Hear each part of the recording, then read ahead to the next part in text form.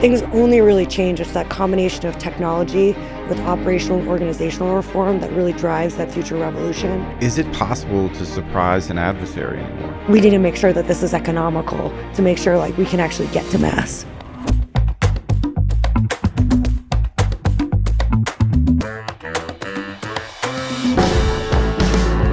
Hello, and welcome to the Skapa Podcast, Creating the Future, where we bring visionary leaders across government, academia, and industry to share their big, bold visions of the future, but more importantly, how to bring those ideas to reality. And we're joined by a very, very special guest today, Jenny McArdle of Helsing US. Very excited to have you on the podcast and very excited to hear your big, bold visions of the future, Jenny. I wanted to start the conversation off about, get to know you a little bit more personally and why you chose to join the defense tech space. So I guess if we're going to go far back, I've always been interested in defense and the military. So actually, when I was a little girl, I used to wage war from a Barbie tent in my backyard, which was my C2 node. And I'd figure out ways to outflank and fell the adversary, which naturally were the other kids in my neighborhood. And so I guess, it only made sense that if you fast forward to me, in school, that I was going to choose topics that dealt with security studies, military operations, military strategy. And so when I got out of grad school, I was lucky enough to go to the National Defense University. I was working there, and they sent me to India, and I ended up working on a bunch of Indo-US defense tech-related issues. So when I came back from working with the government, I ended up working at the American Association for the Advancement of Science. I ran their Indo-US Science of Cyber program. So looking at how you could develop pretty cutting-edge cyber capabilities within an alliance, in a partnership construct, since India is not an ally of ours. And from there, I ended up getting picked up by an FFRDC. I worked for the government, worked for the Defense Microelectronics Activity, ended up doing a lot of the reports for the HASC around field programmable gate arrays. And this was before microelectronics were sexy, which, of course, now they're a very hot topic. Yeah, very hot topic. And I guess very serendipitously, I got asked to lead this project on live virtual and constructive training with the former head of the Royal Canadian Air Force. And at that time, I had no idea what live virtual constructive environments were. I had this weird thought that I think my dad had something to do with this. He was a modeling and simulation expert for the Air Force. And I contacted him and I said, "Dad, do you know anything about this LVC type stuff?" And he sends me this technical document on HLA, or high-level architectures, which is an interoperability standard for the modeling and sim community. And that might have been Greek to me. I was like, What is this? Yeah. But I ended up traveling around the world with this former commander. And as I was studying how militaries were putting in place these large-scale simulation environments to support training or decision support, this kind of bell rung in my head where I realized I know a lot about cyber.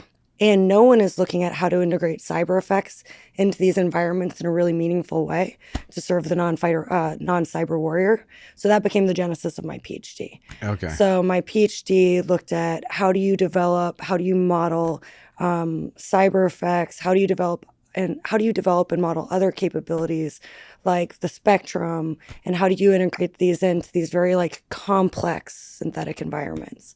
So I ended up doing my PhD. I became a professor, worked with Congressman Langevin. I was his cyber advisor on his advisory board for a while. And all of a sudden in academia, as a professor, I had this realization. The good at research is actually an industry. Yeah. So why not go to industry? So that took me to Improbable, where I led research for them. So we developed more performant runtime simulations. I did a lot of synthetic population modeling. And while I was in research, in industry, I ended up doing a lot of short and long-term capture around the research that we were doing. I did a lot of product development around the research we were doing. And I ended up realizing, hey, the business side of things is quite fun. Yeah. So then I went to a public company called CAE. When you're at a startup, as you know, you're building the airplane in flight. Yeah. Large scale public companies, they've got processes for, capture, color review processes. They have an entire process to properly run, a P&L function. I wanted to really understand that. So I ended up running futures at a company called CAE. We developed, so I had research, product, short capture, and BD reporting into my organization.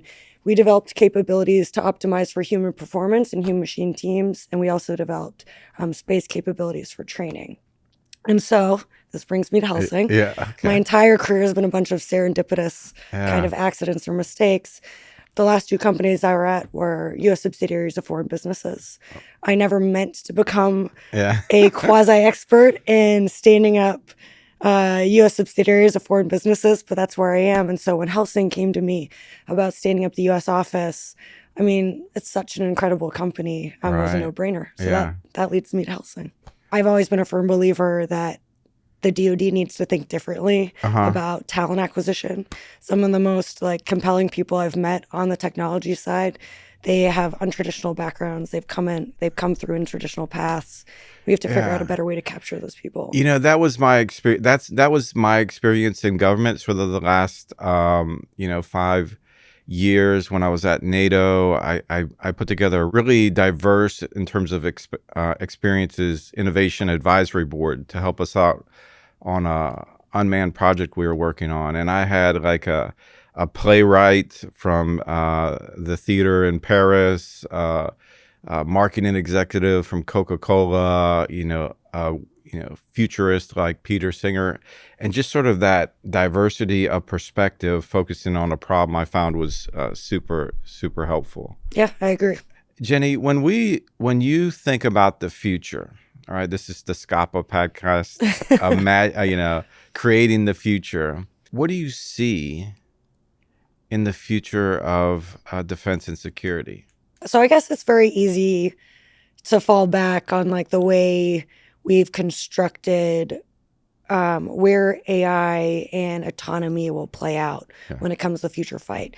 So the typical thing you'll hear in AI, autonomy, and robotics is, all right, it's going to play in with the dull, the dirty, the dangerous, and the dear.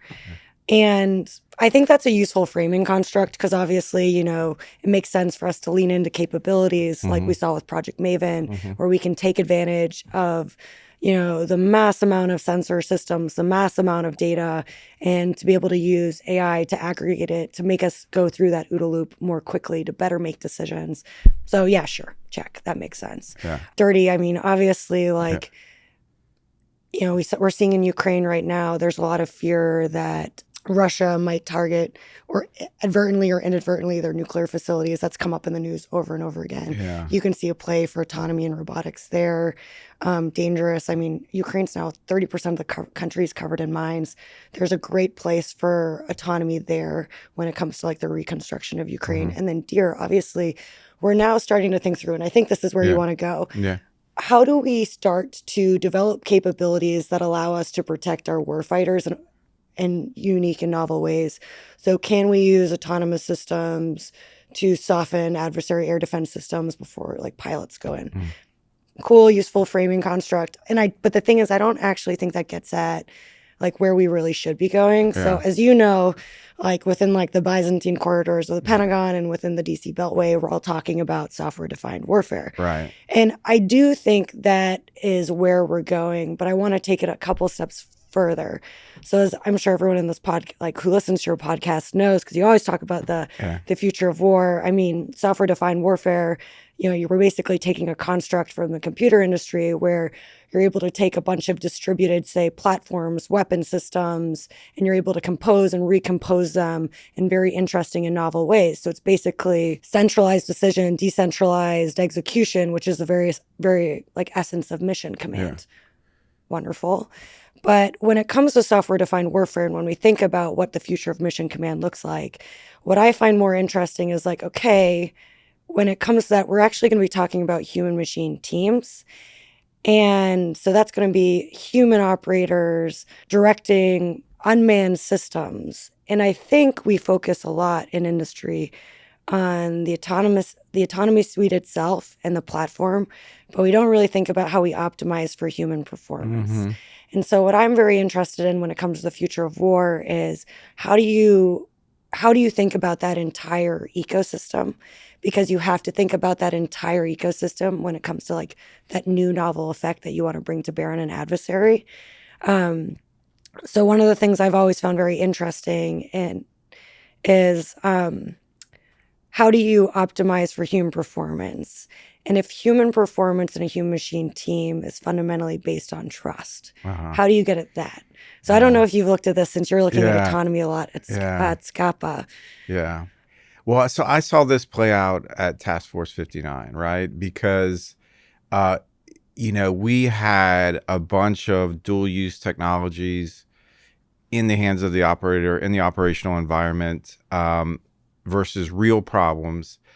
And that has a quick way of sifting, what I can trust and what I can't, right? Because does the machine do what you actually think it or expect it to do? Or if it does something different, is it doing it in a better way than you had expected it? But if you can't trust the machine to accomplish the mission, it just becomes useless because it's 100%. it's not. I mean, that's it's trust. like that's trust calibration. Yeah. And so what I find really interesting, which I think you're 100% getting at, is okay, so how do you build those models around trust calibration? Yeah. Also, just to be clear, like this is just a personal quest of mine. Like this is not anything. But like, so for instance, you know this as a former operator. So how do you build trust in a military context? Well, so trust is in the military, it's born of professionalism and training. Right. And then there's also this fundamental emotive element to it, right? Because you're choosing to cede your vulnerability to someone else in situations of risk and uncertainty and danger. So then the question is, how do you build those trust models for human machine teams that gets at that same construct?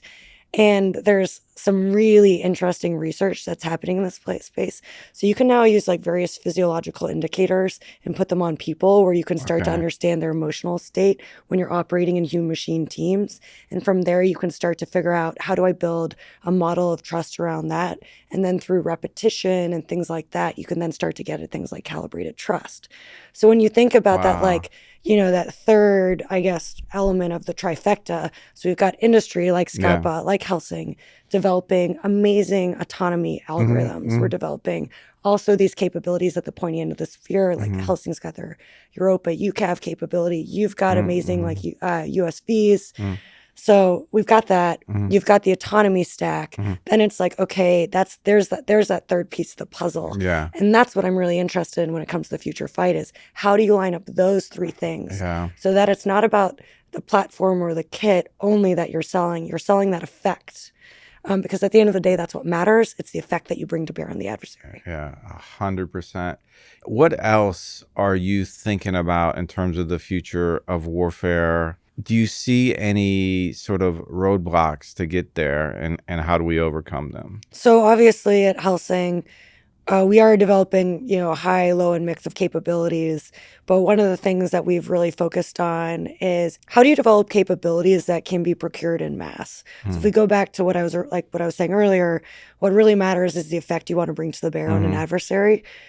The U.S. military or, any of our allies and partners, you can procure UASs, you can procure UUVs, fine. That's one single thing. But at the end of the day, what you really want to procure is mass because you want to be able to, create put enough capabilities into the air that it acts as a deterrence capability against your adversary. So for instance, in Russia, or when you're thinking about the subsurface space, right now when we think about the hider-seeker kind of complex, we're typically focused on like large-scale platforms like submarines or large-scale UUVs. Good, but at the end of the day, like what we really want to do is to be able to add mass amounts of sensors to the subsurface domain so that we can like sense and make sense of the environment in ways that we never have. So that requires us to procure in mass. So if what you want to procure is mass, then that means that companies like Helsing, we need to be thinking about not only the product that we're developing, but our supply chain and our manufacturing process, because that's what you're selling. You're selling mass. You're not selling a discrete UAS or a discrete UUV. And so if we're thinking about that, then, roadblocks, like you can naturally go back to the acquisition process. Yeah. So are we structured properly to do that? So I think, and I got at this earlier, I think there's a lot of things that are happening right now in the US that's very exciting. Like we are seeing, we've seen that like JCIDS is going away, and we're going to see like a shift in theoretically the way we procure disruptive systems. Obviously, there's been the EO around the software acquisition mandate. There's been a lot of interesting things that are going to push acquisitions ideally forward in much more compelling ways, where you can get capability more quickly into the hands of a warfighter. The Secretary's push around the Drone Dominance Act. Obviously, the U.S. is looking at how do you procure these systems en masse. One of the big problems I see when we're thinking about procuring en masse is everything around manufacturing and the supply chain side of things. So in the U.S., obviously, according to the National Defense Authorization Act, we have to make sure, rightly so, that we don't have components from certain states like China tied to our systems, like, for instance, our navigation capability on our uncrewed systems or terminal guidance capability. That 100% should be the case. And so we've developed, I'm sure as you know, the Blue UAS program out of DIU to make sure that there's components that we can certify, are clean from a supply chain standpoint, and we can trust those components.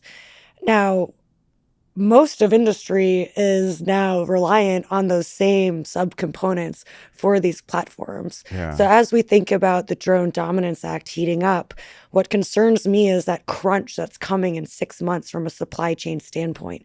Are we going to be able to get those components that we need to actually be able to, roll out those capabilities en masse? And so it's not just that, it's also when you look at that kind of commercial sector versus military, like nexus and divide. So for instance, with like radio systems that you'll use on UASs, you can get incredibly cheap radios on commercial systems, but the moment that they're military hardened, the price escalates to the point where, you're suddenly looking at a $9,000 radio versus something that's a couple $100s. So what does that mean about our ability to procure en masse? So I think there's all these subcomponent questions that we as industry and as the military have to start thinking about, because there's ways to better probably harden systems that doesn't require us to spend $9,000 to get that subcomponent.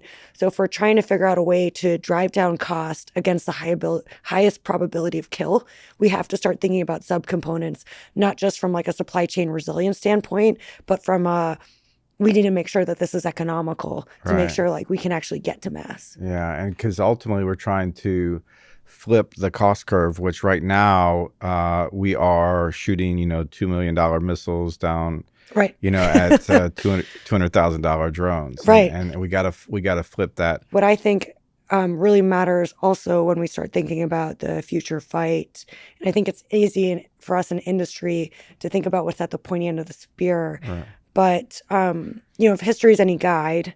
And obviously in the policy community, we talk a lot about revolutions and military affairs.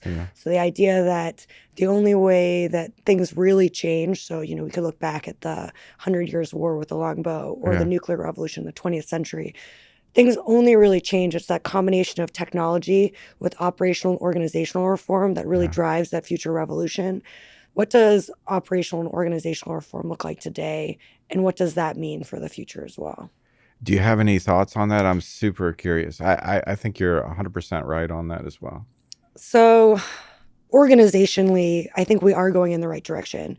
If the future fight is if it's about speed to decision, speed to effect, then we need to organizationally be able to also change our ability to get capability more quickly into the hands of warfighter. So obviously, the whole everything around the PPP process, reform within the PPP process, I think that's great. I'd love to see reform when it comes to the POM process, fight like the FIDEP, like everything like that.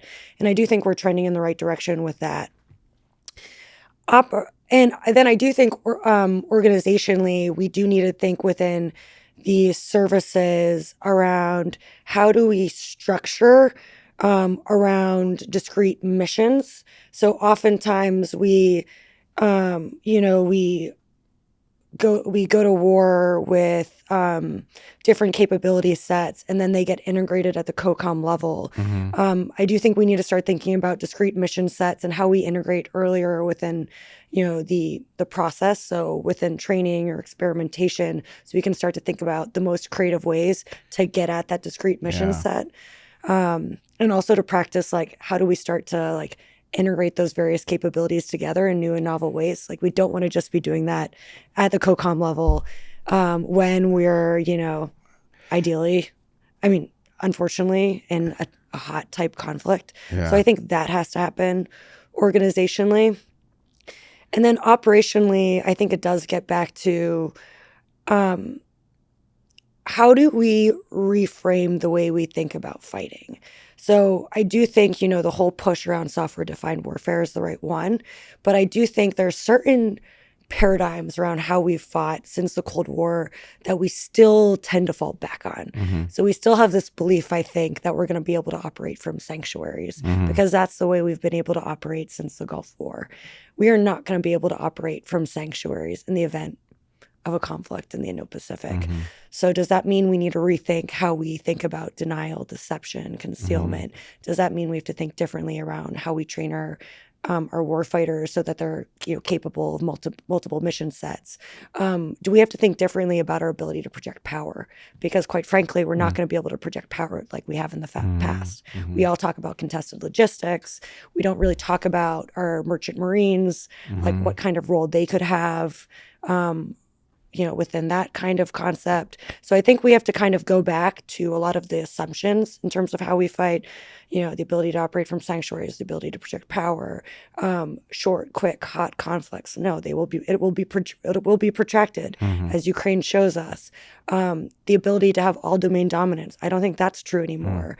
So how do we look at those assumptions, and then how do you operationally innovate around those because they're not valid? I guess that's where I'd probably go.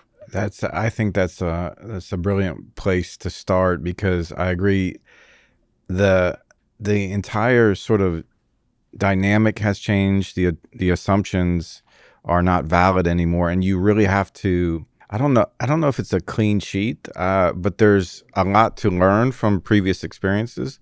But we need open minds as we go into this, and not being sort of constrained by our previous views of the way conflicts are fought.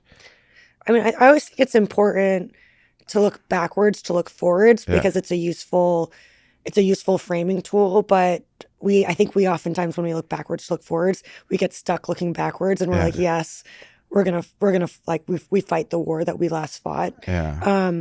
And so I do think and this is where, what you did at NATO, I think is so valuable. It's bringing together those diversity of perspectives. So you can look backwards in a very useful way, but then start to break down those those constructs and think a little bit differently as you look forward. Jenny, that's a really interesting perspective. And I wanted to sort of bring two threads together. This notion of the future war, informed by, but not necessarily constrained by, the past, and your experience in modeling and sim.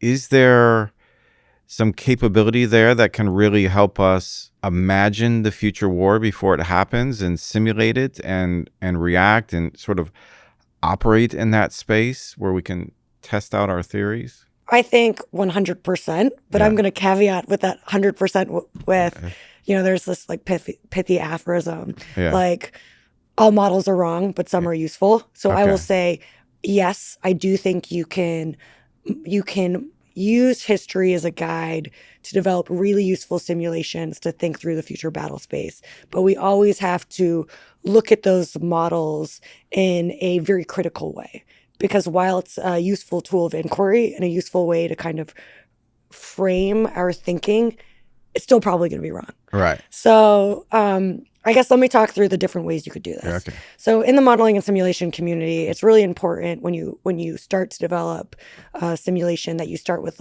what is your end goal? What are you trying to get after? So am I trying to provide a discrete training need to, at the tactical level?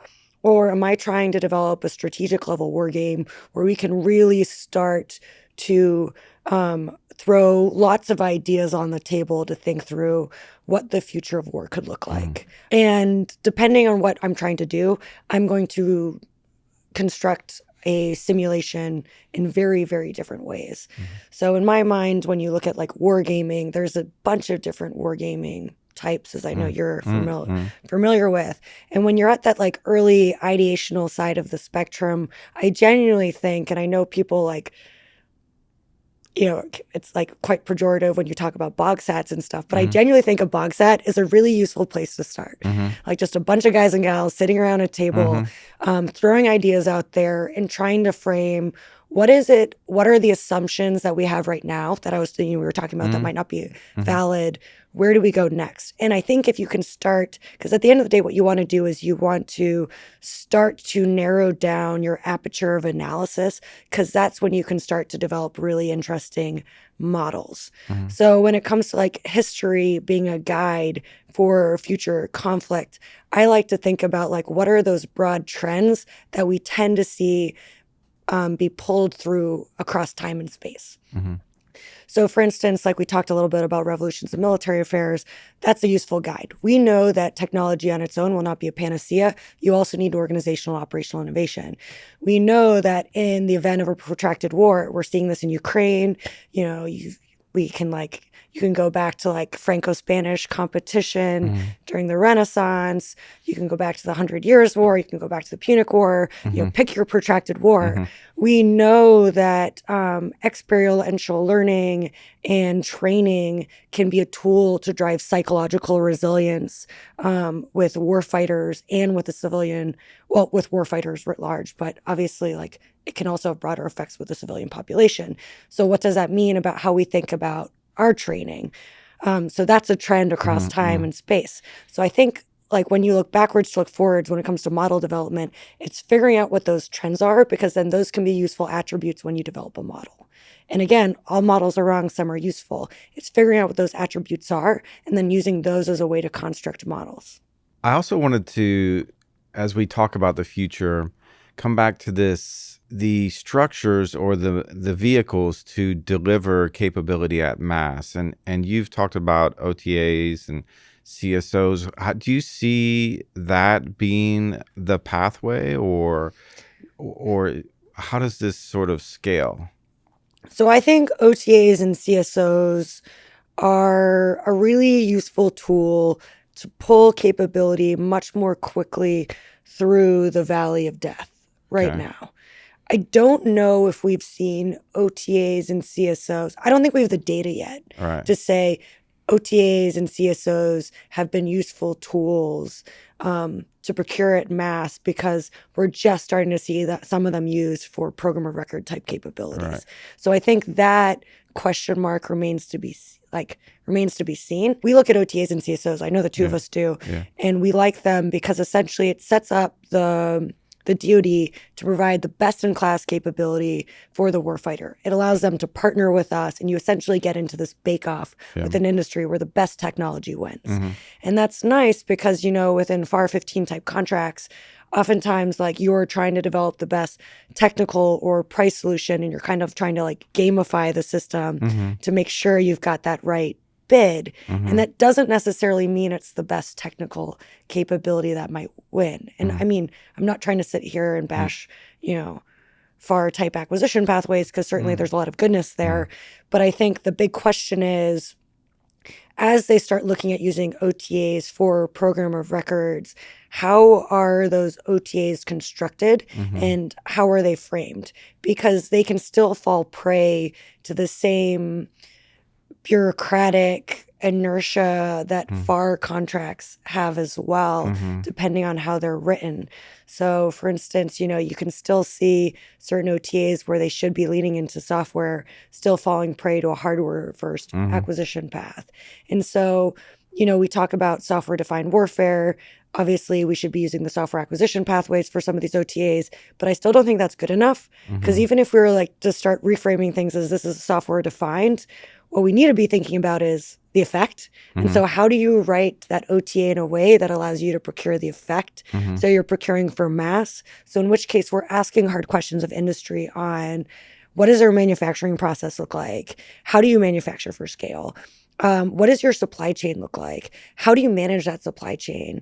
What does resilience look like within your supply chain? And I'm not sure we're always doing that. I think we tend to think about like the kit, that product, that end thing, versus actually thinking about the effect. And I think OTAs and CSOs, it's a much quicker process. It can be technology first, but really what we have to be thinking about is effects first. Is there really an element of surprise with so many sensors out, around the world? Is it possible to surprise an adversary anymore? So I think that's been like an interesting question that's been openly debated. But I think, as we all saw this past summer with Operation Spiderweb in Ukraine, there's definitely still a really interesting place for surprise. I mean, I don't think any of us expected the Ukrainians to be able to conduct a deep strike against Russia's strategic bombing assets with just a bunch of low-cost, UAVs. I mean, it was incredible. And so I think what it shows us is that, yes, we're moving to a point where we're going to have these, this future where there's persistent sensing from space-based capabilities to subsurface capabilities to capabilities in the air domain. I mean, the world is becoming increasingly instrumented. We're going to be able to sense and make sense of the environment in ways that we were not able to do. But what does that mean for surprise? It means obviously, like the Ukrainians, you have to be more creative, but it also means for us, as we start to think about this, how do you spoof across the spectrum, right? So it's not, in the past, one of we were talking about going backwards to go forwards. One of my favorite examples of deception in the past was the Ghost Army in World War II. They had inflatable tanks. They used sound systems and soundtracks to basically make it sound like there's a large armored brigade moving, which was not the case. They used actors to convince the Germans that we were moving in different directions that we weren't. They were thinking about ways at that point in time, based on the intelligence sources that were available to the adversary, how to spoof across the spectrum. So now we today need to think that same way, right? So that's that same model that you want to apply differently. So how do you then think through, how do you create a lot of different decoys within the EMS, a lot of traffic that can confuse the adversary? How do you use physical assets? So, I mean, they're still using blow up tanks and stuff in Ukraine. So it just shows you can still use things from the past today. You just use it differently. How do you use physical capabilities like that? How do you think about using honeypots from a cyber standpoint to manipulate the adversary? But the thing is, with all of these things, if you're spoofing across the spectrum, so you're spoofing across the cyber domain, the EMS, the subsurface space, the surface space, the air domain, all of these things all at the same time. The key is, how do you line them up? Because if you don't line one thing up across time and space, when you're trying to deceive the adversary, everything can fall apart. And because we do this in such a highly classified way, how do you train for that? And how do you experiment for that? And I think that's the big question that we have to get after, is how do you synchronize these camouflage, these denial, and these deception campaigns across time and space? Because in my mind, that's a big part of the future. And it's some of the most interesting places that we can play in. Wow, what a wonderful conversation. Thank you, Jenny, for joining us on the Skapa Podcast. Well, thanks, Michael, for having me. This was fun. Yeah, and we look forward to continued collaboration with Helsing. It's been a really strong partnership for us. And for our viewers, please do like and subscribe to the Skapa Podcast. And looking forward to joining you next time with another brilliant guest. Thank you again, Jenny. Thank you.